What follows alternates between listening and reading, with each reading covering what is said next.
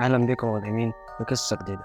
زي ما أنا معودكم وقصص الفترة دي من أحداث حقيقية. حضر قهوتك يا ملهم منك ليه وطفي النور علشان أنت دلوقتي مع رعب الخميس. أسرة مكونة من 3 أفراد: شهاب وزوجته هدى وحازم. أسرة عادية جدا، بس اللي مش عادي يا ملهمين، في يوم شهاب قاعد شغال في شغل عادي جدا ويجيله مسج من مراته هدى. وهنا يا ملهمين كانت الصدمة، علشان شهاب يشوف المسج من هنا وجسمه يتصلب من كتر الرعب. ازاي اللي هو شايفه ده؟ وقتها شهاب قعد يقول ان دي تهيؤات واكيد خيال. مش معقول اللي شايفه بعينه ده. الصورة دي كانت جاية من كاميرا المراقبة اللي هو حاططها لحازم ابنه في اوضته، علشان يلاقي شهاب خيال واقف جنب ابنه بالظبط. والوهلة الأولى أول لما شاف الخيال ده افتكره حرامي، بس مستحيل، الحقيقة دي مش هيئة بني آدم من أساسه. وكمان هدى زوجته قالت له إن هي أصلا دخلت عليه الأوضة ولقيت إن شباك الأوضة مقفول وإن مفيش أثر لوجود حد دخل الأوضة أساسا. وحازم كان نايم، معناها إن هو محسش بأي حركة جنبه، عشان وقتها يتأكد شهاب إن الهيئة دي مستحيل تكون هيئة بني آدم.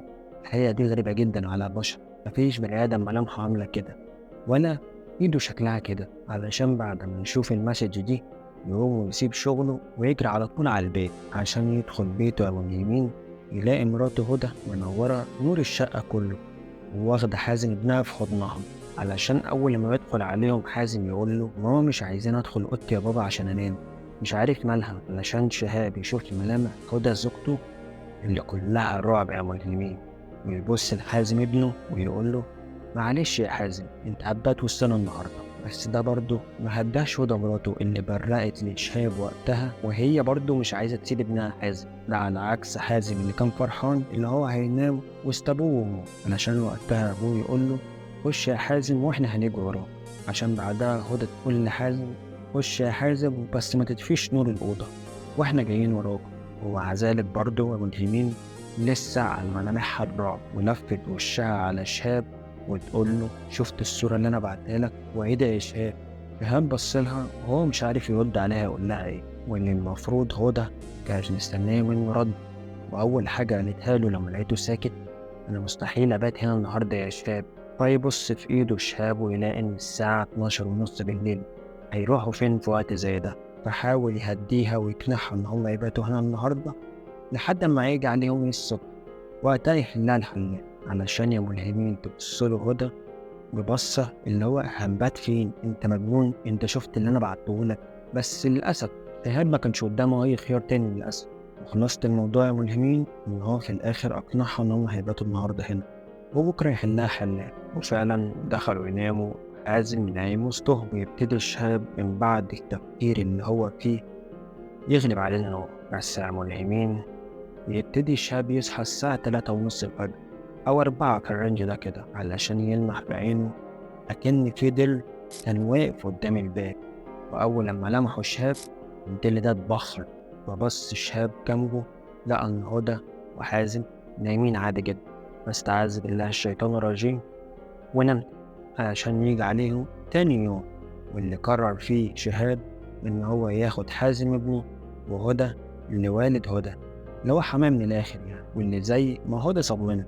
ولما راحت هدى عند أهلها هي وحازم، وأهلها سألوها: في إيه يا بنتي، إيه اللي جابك هنا؟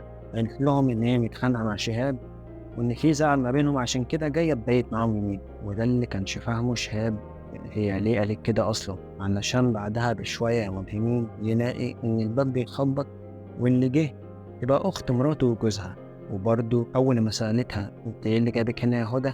قالت لها نفس الكلام، إن هي متخانقة مع شهاب وإن هي جاية تقعد يومين بس عشان في زعل ما بينهم. أول ما حازم ابنهم يشوف خالته يرجع عليها ويقول لها: تعرفي يا خالته، تعرفي بكرة إيه؟ ترد عليه وتقول له: يا ترى إيه يا حازم؟ علشان حازم يرد عليها ويقول لها: عيد ميلادي، ويشاور بإيده على الرقم 7. فخالته ترد عليه وتقول له: ياه، ده إحنا بكرة نجيب لك تورتة كبيرة ونحط لك عليها رقم 7 علشان حازم كبر سنة. وطبعا كالعادة كل ما لمياء تيجي تلعب مع حازم تقوم هدى أختها سحبها منهم وده اللي كان باين عليها. كل شوية بيجي يلعب مع خالته تيجي هدى راح مسحباهم منهم، وده كله ملهمين علشان إن فاكرة لمياء هتحسدها على حازم لأنها ما بتخلف، وإن ربنا ما رزقهاش بأطفال وكده، إن هي لما تلعب مع الواد هتحسده يعني وكده. وشاب كلم هدى كذا مرة عن النقطة دي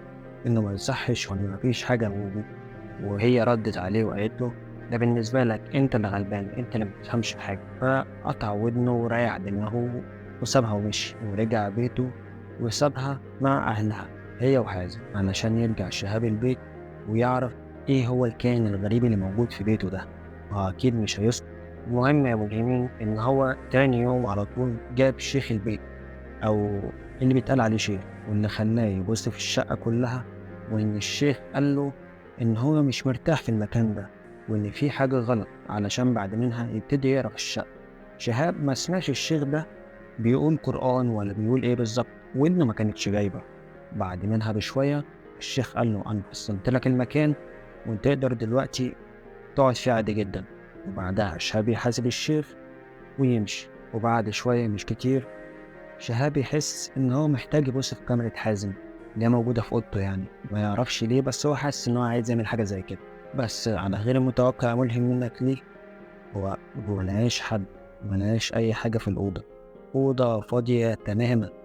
وبعد منها فضل يراقب شوية شوية شوية لحد ما غلب عليه النوم، بس يصحى على حاجة تقبض قلبه يا ملهمين. وقلبه اتقبض لما بص على شاشة الموبايل بتاعه علشان يشوف نفس الكيان المرعب واقف ببرود في نص الأوضة، وعينه بص على الكاميرا. وبعد منها أول لما الشيء ابتدى يستوعب إيه اللي واقف قدامه ده، الشيء ده بدأ يشاور على سرير حازم أكنه بيقول له هو فين، علشان شهاب يرد عليه وهو مرعوب حرفيا ويقول له انت عايز منه ايه. فبدأ الشيء ده يقرب من الكاميرا، والكل لما يقرب يا مدهمين ملامحه بتبان أكتر لحد ما وصل وشه في الكاميرا بالظبط، وعينه بتلمع ويبدأ يبتسم علشان تبان أسنانه. أسنان دي أنياب حرفيا ما عندهوش ولا سنة، كلها أنياب. بس يا ملهمين طبعا الرعب كان متملك من شهاب ومش عارف يعمل ايه، علشان بعدها يقوم الشيء ده حاطط ايده على الكاميرا والصورة تسود تماما، وبعد منها يشيل ايده وشهاب يشوف نفس الابتسامة بس كان مختلف، وشاف حاجة غريبة وراه، ان هو في شخص قاعد على الارض وماسك حاجة في ايده بيبصلها.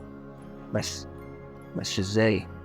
ده هو شهاب، ده شايف نفسه ولسه بيلف على اليمين يتفاجئ بالشيء ده ورا منه بالظبط، ويحاول يصرخ شهاب بكل ما فيه، لكن الكائن ده يحط ايده على بقه وما يخلوش يعرف ينطق خالص، وبإيده التانية بدأ يمسك في رقبة شهاب وعمال يخنق فيه علشان بعد منها يا مجنون يبتدي يهمس ودن الشهاب وهو بيقول له اليوم هو الموعد، لا موعد سوى اليوم، كل شهر تقابله سنة، واليوم هو تمام الأشهر السبع. هكذا كان مساق الدم والعقد صار في العروض ما دام الدم يسري في العروض. وقتها يا ملهمين شهاب كان بيتخنق ومش فاهم من الشيء ده أي حاجة ولا هو يقصد إيه حتى، وكل اللي متملكه هي آثار الخوف والرعب والخنقة اللي هو بيتخنقها، وهو مش عارف يعمل إيه علشان يفرج عنه الشيء ده ويسيبه ويرجع تاني ناحية الكاميرا.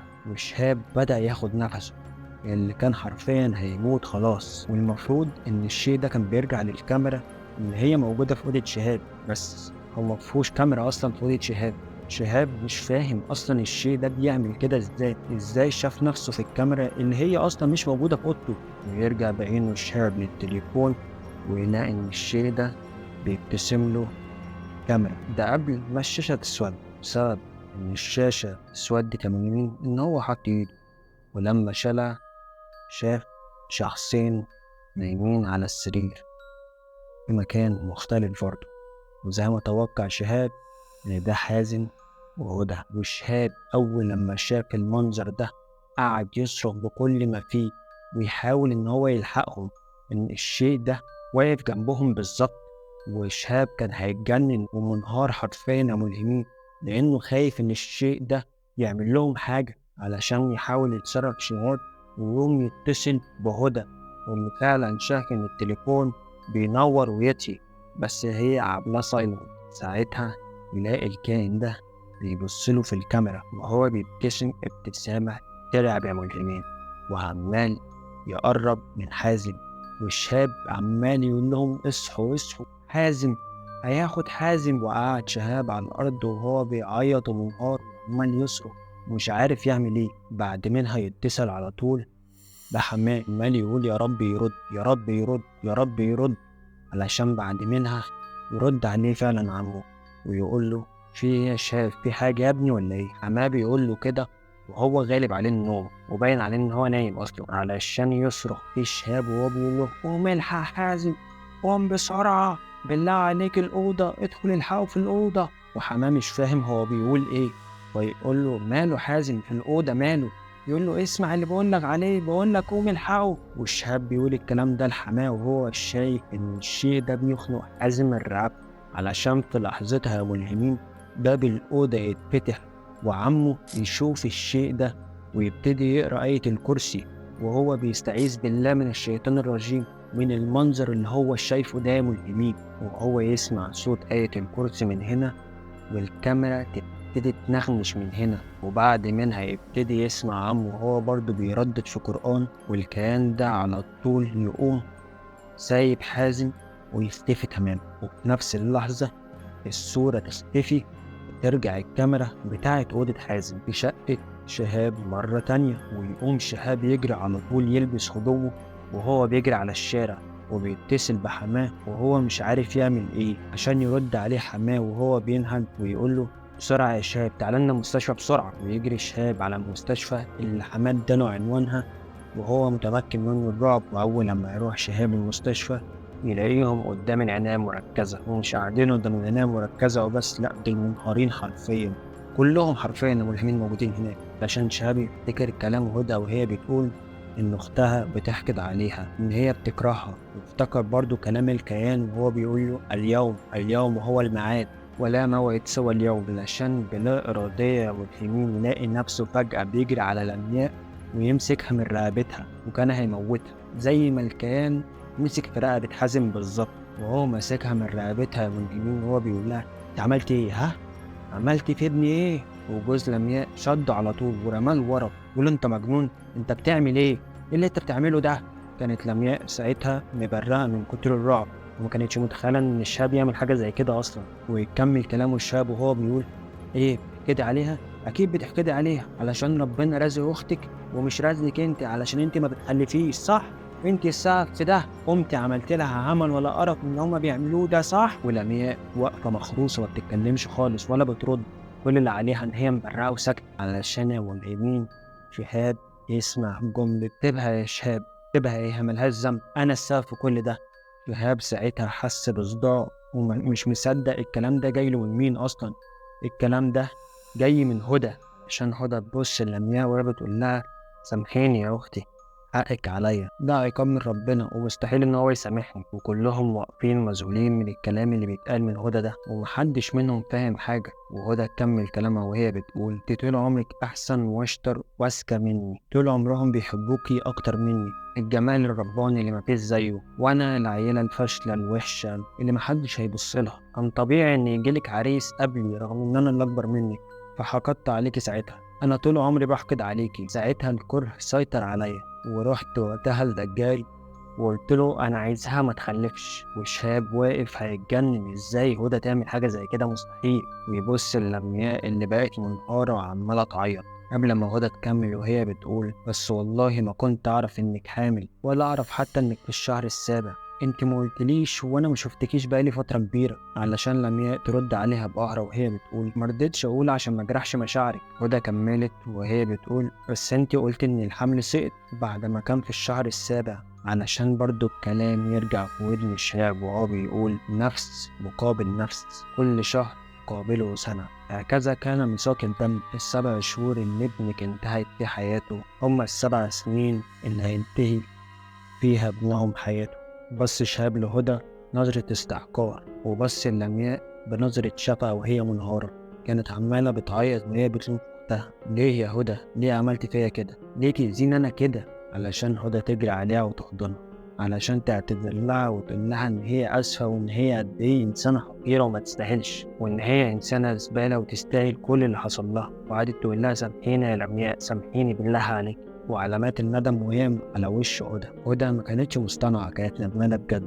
شهاب ما يعرفش لمياء هتسامحها ولا لأ، بس اللي يعرفه إن اللي حصل لحازم ده هو مستحيل يسامح هدى عليه طول عمرها. علشان في لحظتها يا ملهمين الدكتور يخرج وكلهم يجروا عليه ويقول لهم على عكس اللي كانوا متوقعينه كلهم: الولد فاق، تنفس بقى طبيعي. احمدوا ربنا ان هو اتلحق في الوقت المناسب. لو كنتوا اتأخرتوا ثواني بس ما كنتوش هتلحقوا.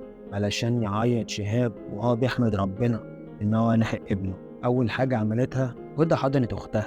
وبعد اللي حصل ده يا ملهمين، أول حاجة عملوها إن هما جابوا شيخ بجد علشان يفك السحر، بعد ما بلغوا عن الدجال اللي هدى كانت بتعمل عنده السحر. وهم عرفوا مكان السحر علشان في مقابر معدودة بس الدجال ده هو بيدفن فيها أعماله. علشان هما بيجيبوا السحر بتاعهم بيلاقي كمية أعمال مولة لناس كتير جدا. واللي كان وقتها الشيخ قعد يفك فيهم ويفك الأذى عن ناس كتير علشان الضحكة ترجع لبيتهم تاني، والضحكة تطلع من القلب. وإن ندم هدى كان ندم حقيقي مش ندم مصطنع ولا حاجة. وهدى قالت إن هي لحظة شيطان وإن هي مستحيل تعمل حاجة زي كده تاني. وكمان اللي أثبت ده للشهاب إن هي بدأت تقرب من ربنا أكتر وحاول يصدقها وربنا يهدي. ومن ساعتها ملهمين شهاب بعد كل ده مبقاش مقتنع إن الشيء ده راح ولا لسه موجود. علشان من يومها وهو حازم بينام وسطهم ولسه بيشوف عيال عند باب الأوضة كأنه بيبص عليهم، وهو قاعد دايما بيفتكر جمل الكيان اللي كان بيرددها على لسانه ومش بتفارق ذهن الشاب تماما. هكذا كان مساق الدم، والعقد صار في العهود ما دام الدم يسري في العروق. واستعاذ بالله من الشيطان الرجيم، ويتمنى دايما إن ده يكون بيتهيأ له يا ملهمين.